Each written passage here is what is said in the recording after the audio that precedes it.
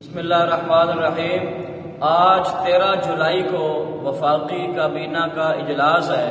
اور شیخ رشید نے جو وعدہ کیا تھا، جو اس نے پہلے خبر دی تھی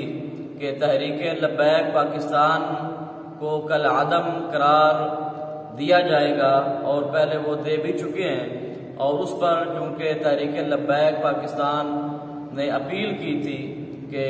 یہ پابندی ہٹائی جائے، تو شیخ رشید نے یہ کہا تھا کہ ہم اس معاملے کو وفاقی کابینہ میں پیش کریں گے، اور آج وفاقی کابینہ کا اجلاس ہے،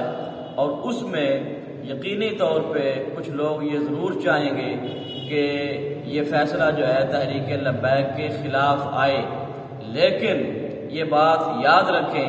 کہ جیسے قبلہ امیر المجاہدین رحمۃ اللہ تعالی علیہ آپ نے فرمایا تھا کہ ہمارا سودا ہو چکا ہے، ہماری بات پہلے مکین گنبد خضراء کے ساتھ ہو چکی ہے، ہم ان کے در کے غلام ہیں، ہم نے ان کے لیے کام کرنا ہے،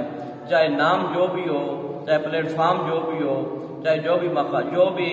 جگہ ہو، جو بھی موقع ہو، ہم نے عزت و ناموس رسالت کے لیے پہرا دینا ہے، ہم نے ان کی غلامی کرنی ہے، اور اس مشن سے ہمیں کوئی بھی پیچھے ہٹا نہیں سکتا۔ تو لہذا تحریک لبیک کے کارکنان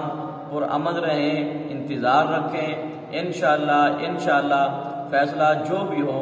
ہماری حاضری مکین گنبد خضراء کے پاس ہے، اور انشاءاللہ ہم سرخرو ہوں گے، اور اللہ رب العالمین مسلمانوں کو، اسلام کو شان و شوکت اور غلبہ عطا فرمائے گا۔ جزاک اللہ۔